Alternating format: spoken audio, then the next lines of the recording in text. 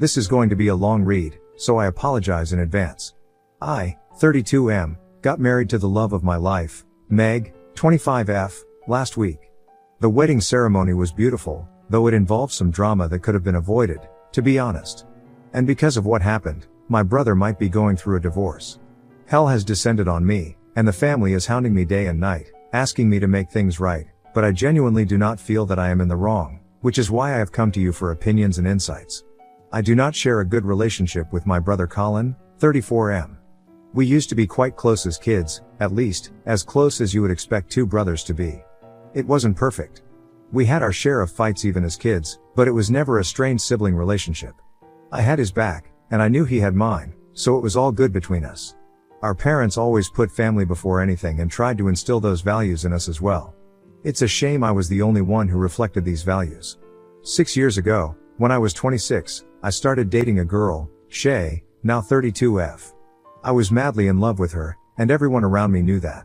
She was part of the same friend group I was hanging out with at the time, and I was besotted with her the minute I saw her. To me, she was the complete package. She was gorgeous, tall, eloquent, and just stunning and smart overall.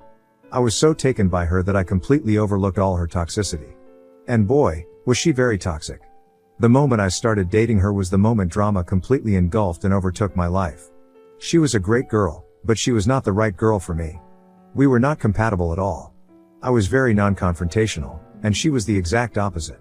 She loved drama, lived for it, in fact. There was a new fight every other week for something very random and trivial in my eyes. But I was crazy about her, and that's why I kept ignoring all the red flags. 6 months into dating, I found out she was cheating on me with someone from her workplace. I found out by accident and was devastated. I confronted her, and she kept denying it until she finally broke down and admitted everything. I was heartbroken, but she apologized profusely. She said she had made a mistake and would do anything to gain my trust again. Stupidly, I believed her. I gave her another chance, even though I knew I shouldn't. I have always believed that cheaters never change, and I have never been proven wrong. All through my life, I have known cheaters in various capacities, and none of them could change their ways. I knew all that and still gave her a chance because I believed, or rather wished, that this time it would be different and she wouldn't be like the others. I was wrong. For the first few weeks, everything was fine. I started trusting her again and felt that maybe we could get past the incident and build a new life together. 3 or 4 months after I caught her cheating, I started getting this nagging feeling that something was wrong. She was acting shady and suspicious. I didn't have any proof, and I didn't want to believe she was cheating again, so I rationalized her behavior in my mind. But it kept festering until I finally asked her if something was going on or if she had something to tell me. She became very defensive and said I was suspecting her for no reason, and that if I had decided never to trust her again, I should have told her so she wouldn't be wasting her time trying to earn my trust back. She basically gaslighted me into believing I was being paranoid and that nothing was wrong. I believed her. I know, I'm a moron, but I still couldn't shake the feeling something was off. A few weeks passed, and she was still acting weird. I didn't have any proof, but all the overthinking was driving me crazy, so I started checking her phone without her knowledge. I should have known that was the point where the relationship had ended. I didn't trust her at all, and even if I hadn't found anything in her phone, the fact that I thought her capable of doing something like that should have been enough to make me walk out. But I'm glad I snooped around because I found something that changed my life completely, and it's never been the same since then. It took me a while to figure out what was happening, but when I did, it felt like someone had slapped me across the face. Basically, she was cheating on me and had been for a while. But not just with anyone. She was cheating on me with Colin. I have never felt the hurt I felt when I saw those texts. The two people who were supposed to be the closest to me were the ones doing me dirty in the worst possible way. I couldn't believe what I read. It just made me want to sink to my knees and bawl my eyes out. And that's when Shay entered the room and saw me with the phone. She started yelling at me, telling me I had no business invading her privacy, but I just showed her which chat I had opened, slammed the phone on the wall, and went outside. I think I walked for around 3 or 4 hours. She called me a couple of times, but I didn't respond. When she realized I wasn't going to talk to her, she made Colin call me. He called me once and then left a couple of texts saying things like, "I want to explain, and it's not what you think," but I wasn't having any of it. What I had seen was enough proof, and I wasn't going to deny my own eyes. I went back home and texted Shay to collect her stuff from my place the next day. She called me again, but I didn't answer. For the next few days, I was pretty numb. I wasn't talking to anyone. She got her things and left without a fuss, which I was grateful for. Colin didn't try to get in touch after that, and how could he? What could he possibly have to say to me after what he'd done? But I think a week or so later, I called up my parents and told them exactly what had happened. I also told them that Colin was dead to me and that I wouldn't be coming home when he was around. They were hurt by the situation, but they supported me initially. They also took Colin to task and stood by me for the first few months. From what I know, Colin got really defensive and told them Shay and he were in love, but they weren't having any of it, and I'm very grateful for that. I just cut Colin off completely and went to therapy. In therapy, I realized how toxic Shay was for me, and that's when I began to genuinely believe that God had actually saved me through this whole fiasco, even though it hurt like hell. I moved on from that incident gradually, but I never forgave Colin and never spoke to him again. A few months later, I met Meg, and the rest is history. We started dating, and it was easygoing and peaceful with her, unlike the drama-filled relationship I had with Shay. I didn't tell anyone in the family about Meg until a couple of years later, when we had decided we wanted to get married. She knew all about my situation with Colin and that we were estranged, and she knew about my apprehensions of introducing her to my family. When I introduced her to my parents and told them we were engaged, they were delighted. They were also relieved, I guess. They congratulated me on finding someone and said they were happy for me. They also said to my face they were even happier because now we could be a real family again. I asked them what they meant by that, and my mother said that now that I had moved on from Shay, and Colin and Shay weren't dating anymore, Colin and I could now put everything in the past and move forward as brothers. I was shocked and hurt that she could even suggest something like that, but I tried to be respectful and look at things from her perspective. I told her that while I knew she thought the issue was automatically and miraculously resolved because I had moved on and Colin and Shay weren't dating anymore, the fact of the matter was that my brother went behind my back and slept with my girlfriend. I told Mom that there would never come a time that I would forgive him, or that I would move past this. It wasn't about Shay, it was about how Colin could betray me like that. Mom got angry when I said this and told me I had to realize that no matter what happens, Colin and I are family, and as brothers, we have to stick together no matter what. I told her this little family lesson should have been given to Colin too, that we stand by each other and remain loyal to each other no matter what. I told her he was the one who wronged me, and I was the victim, so I got to decide whether or not I wanted to forgive him. It was getting pretty heated between Mom and me, and Dad came to my rescue. He told Mom to drop it and not force me to do something I wasn't comfortable with. Mom agreed, but I could tell she was salty about it. Dinner was awkward, and Mom tried to rope in Meg and get her to make me see sense. Meg just said she believed I was capable of making decisions for myself, and that I would forgive Colin in my own time, if that ever came. Mom was practically seething at this point. I don't know why or how she thought I would just forget something like this and move on, but she had this fantasy image of how our family was and would be forever. And she did not want to accept that the farce was broken, and there was no way now that the family would go back to the way it was all those years ago. Dad told Mom that there would be no further discussion on the topic, and she agreed. Things were tense between us for a while, but they got better gradually. She didn't bring up Colin again and tried to be very mindful of boundaries, so I had no reason to complain. Little did I know my parents were planning a little intervention and were all geared up to ruin my wedding. Mom was involved in the wedding planning, as was Meg's mom.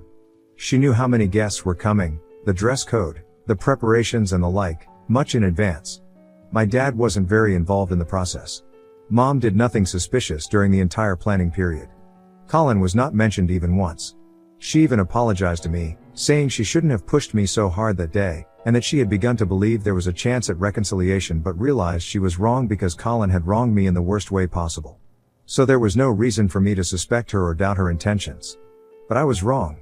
On the day of the wedding, my best man Richard Rick, 32M, a friend of mine from school, came running to me saying there was a problem I needed to deal with right away.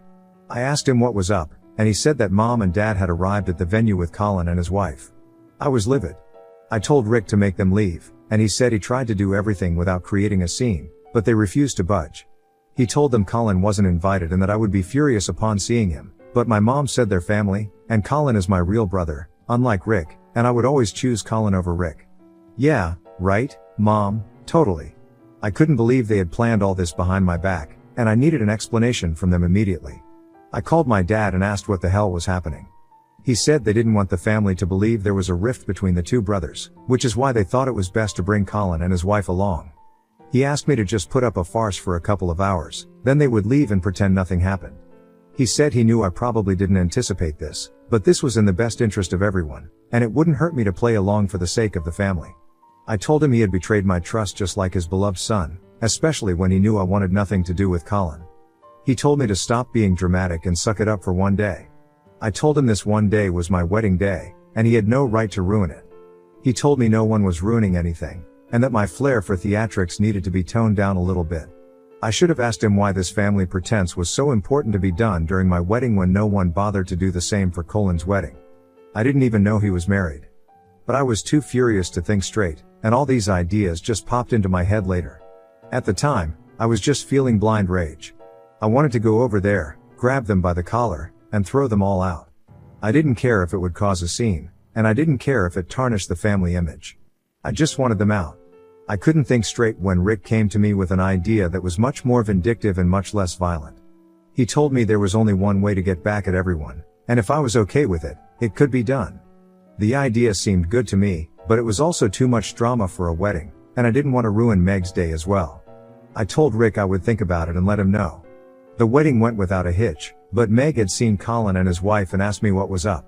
I told her in brief what had happened. Once the ceremony was over, I took her aside and asked if she was okay with me doing what Rick and I had planned. She was a little hesitant but said if that was what I needed to do to put my family in place, there was no better time or place than this, and that I had her complete support. I thanked her, God, I love my wife, and I told her to just sit back and enjoy the drama. When close friends and family were seated together, some people got up to make a toast. Rick started the whole thing because our plan was for me to make a toast to Colin and tell everyone how it was because of him that I met my wife because he slept with my ex-girlfriend, leading to a breakup. It would be brutal for Colin and for my parents because I would be detailing everything in my toast, but they deserved it. Colin did for being a piece of shit, and my parents did for having no regard for my feelings and the hurt I faced. They only cared about the image of the family and society and Colin, and I was going to tear both to shreds in front of the entire world for all to see. Once everyone was done saying things about Meg and me, I got up and said I had a toast to make too. I don't remember what I said exactly, but I'll give you the gist. I started by saying I wanted to make a toast to my dear brother, Colin. The minute I said that, he and my parents turned white as a sheet. His wife, however, looked only confused, and I had a hunch she didn't know why Colin and I were estranged. And to top it all, she was heavily pregnant. That part made me mad too. Why was he at my wedding, parading his pregnant wife around? It seemed to me he just wanted to steal the thunder, nothing else. Anyway, I continued with my toast. I said Colin and I had been brothers for the longest time, and even though he stabbed me in the back in a way worse than an enemy, I still wanted to thank him because it was his betrayal that ultimately led me to Meg. I went on to detail how I first found love as a 26-year-old man with a girl who wasn't right for me, but I was young and naive, so I overlooked all her flaws. It was only when she committed the worst act that I took the decision to leave her. And then I dropped the bomb on everyone present. I said my ex-girlfriend had cheated on me with my brother, and that was the last straw that made me break up with her, go on a journey of healing, and find my wife, Meg. I didn't spare my parents either. I said I had held a grudge against Colin for the longest time, to the point that we hadn't been in contact for 5 years, but I was glad my parents had chosen to bring him and his wife in secret, so I could finally express my gratitude to Colin for doing what he did and orchestrating the right events in my life. I know my parents were humiliated, but that's what I wanted. They had trampled over every single boundary of mine, and I was not about to let them off so easily. The gasps from the crowd were audible, and it looked as if my mother would start crying right there. There was no way to defuse the situation. I had said it all, for everyone to hear. Colin's wife, I don't even know her name, was looking at him in disbelief, and Colin couldn't look up and meet anyone's eye. It was utterly embarrassing for him, and neither Rick nor Meg nor I did anything to make the situation less awkward. My parents were sitting there, staring at the ground. Dad was twiddling his fingers, and Mom was trying her hardest to stop crying, but even her faintest sniffles were audible. The room was that quiet. I felt like I could hear my heartbeat in that eerie silence. I just sat down after my toast and started eating. Everyone was staring at Colin and my family, but nobody said anything. Finally, it was his wife who got up, apologized on his behalf, and thanked us for having them and allowing them to be a part of the celebration. And then, she stormed off. I kind of felt bad for subjecting her to this humiliation for no fault of hers, but I couldn't help it. I had to take Colin and my parents to task, and it's a shame she got caught in the crossfire. My parents and my dear brother left soon after, and only then did the real fun begin. However, my parents, especially my mother, have bombarded me with texts saying I had no right to air the family's dirty laundry in public and that I had torn their dignity to shreds in front of everyone. I didn't respond because I wanted to enjoy at least some of my wedding. Mom has since then started texting Meg, and I know it's getting to her. I told Meg to block Mom, but she just keeps texting her from new numbers or messaging her from new accounts on Instagram. All this negativity is affecting Meg poorly, and I feel bad that I subjected her to this. She doesn't deserve it.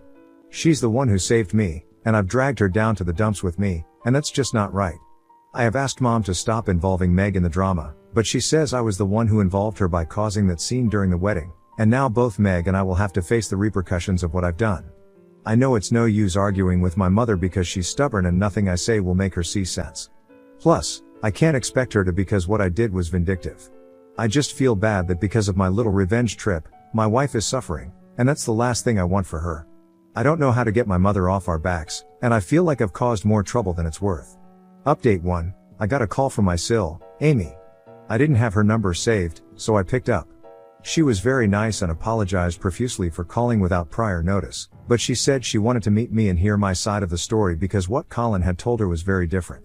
She begged me not to tell anyone in the family she was coming to meet me, and I told her that I don't talk to them anyway, so she was fine on that front.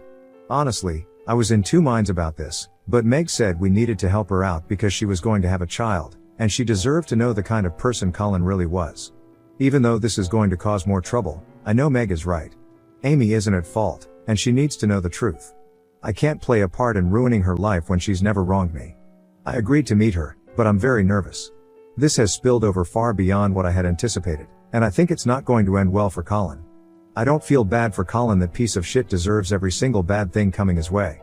I just don't want to be part of family drama again, and especially not drag Meg into it. I hope it goes well, though I know it won't. I saw Amy's reaction to the whole outburst during the wedding, and I know this drama won't end with me meeting her today. Update 2, the meeting went okay, I think. I felt so bad for her. She came alone, and she's pregnant. It seems like the baby will come any minute. It looked as if she'd been crying. Thankfully, Meg was there too, so she eased the situation a little. I asked Amy if she had any questions, but she said she wanted to hear the whole story again. I told her exactly what had happened, how I found out, how I confronted him, and everything. I also told her how Mom was pestering me into making things normal between Colin and me because of family. I asked her what story Colin had told her, and she said Colin had said that Shay and I were friends, but Shay fell for him. I couldn't accept that because I secretly had feelings for her all along, so I broke off my friendship with him. And it was only a year after I stopped talking to her that Colin and she got together, and even then, just briefly. I told her that was a complete lie. I don't know how long they dated because I never bothered to ask or find out. I asked her if my parents had told her the same story as Colin, but she said no.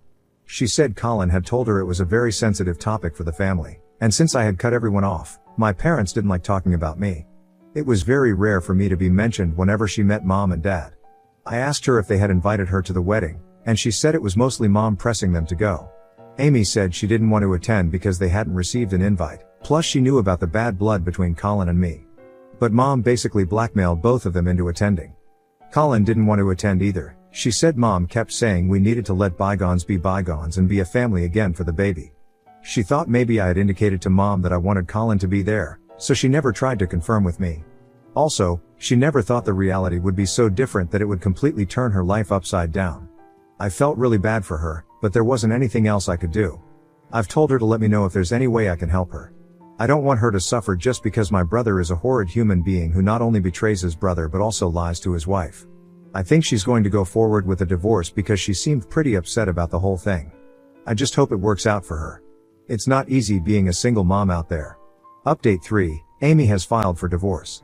My dad called me up and informed me, and unlike Colin and my mother, he isn't blaming me for everything that transpired. He just said Colin was going through a rough time right now, and he might try to call me and get in touch, but he's asked me to stay away. I told him I had been staying away until they decided to bring him along to my wedding. He didn't say anything to that. Apparently, my mom and Colin are trying to get in touch with me, but they've been blocked everywhere, so I'm safe from their onslaught. I don't know the actual details of the divorce, but I do know Colin isn't taking it well because he really loves Amy. I think karma has finally come back to bite him in the A, and I can't help but feel a little smug about it all. I feel bad for Amy, And Meg and I think we're going to offer her help when the baby comes, but I don't feel an ounce of guilt or remorse for Colin. He deserves it. He broke me once on purpose, and now he's broken himself. That's just how it is when you betray someone's trust and wrong them.